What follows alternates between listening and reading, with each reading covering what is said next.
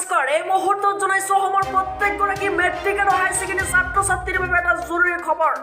matric আৰু উচ্চতৰ মাধ্যমিকৰ ফাইনেল পৰীক্ষা ফেব্ৰুৱাৰীৰ শেষত অৰ্থাৎ মাৰ্চৰ প্ৰথম সপ্তাহৰ পৰা অনুষ্ঠিত হ'ব এই মুহূৰ্তত আহি পৰিছে এটা নতুন জাননী ফেব্ৰুৱাৰীৰ শেষত অনুষ্ঠিত হ'ব উচ্চতৰ মাধ্যমিকৰ চূড়ান্ত পৰীক্ষা লগতে মাৰ্চৰ প্ৰথম সপ্তাহত অনুষ্ঠিত হ'ব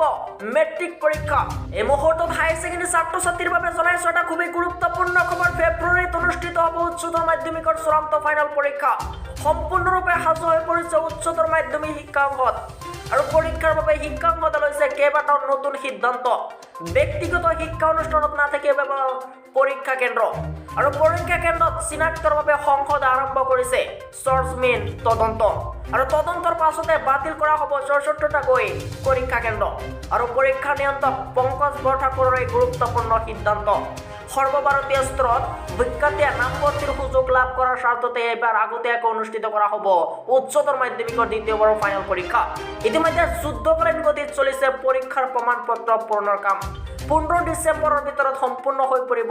পৰীক্ষাৰ প্ৰমাণ পত্ৰৰ প্ৰক্ৰিয়া আৰু এই বছৰত সৰ্বমুঠ ৩,৭১,০০০ শিক্ষাৰ্থীয়ে পৰীক্ষাত অৱতীৰ্ণ হ'ব মেট্ৰিক ছাত্ৰ ছাত্ৰীৰ বাবে আহি পৰিছে এটা জৰুৰী খবৰ নতুন শিক্ষানীতিৰ আধাৰত এবাৰ মেট্ৰিক পৰীক্ষা অনুষ্ঠিত হ'ব আৰু ইংৰাজী গণিত বিজ্ঞানত ৫০% ১ নম্বৰৰ প্ৰশ্ন থাকিব আৰু সমাজ বিজ্ঞানত থাকিব ৫০% ১ নম্বৰৰ প্ৰশ্ন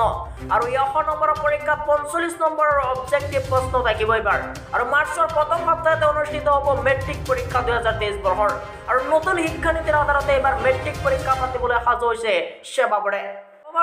বৰ্ডৰ তৰফৰ পৰা জনোৱা হৈছে যে ইংৰাজী গণিত বিজ্ঞান আৰু ৫০% ১ নম্বৰৰ প্ৰশ্ন থাকিব সমাজ বিজ্ঞানত থাকিব ৫০% ১ নম্বৰৰ প্ৰশ্ন আৰু ১০০ নম্বৰৰ পৰীক্ষাত ৪৫ নম্বৰৰ অবজেক্টিভ প্ৰশ্ন থাকিব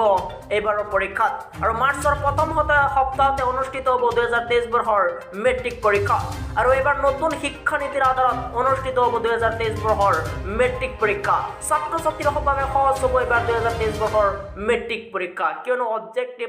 মাৰ্ক থাকিব ৪৫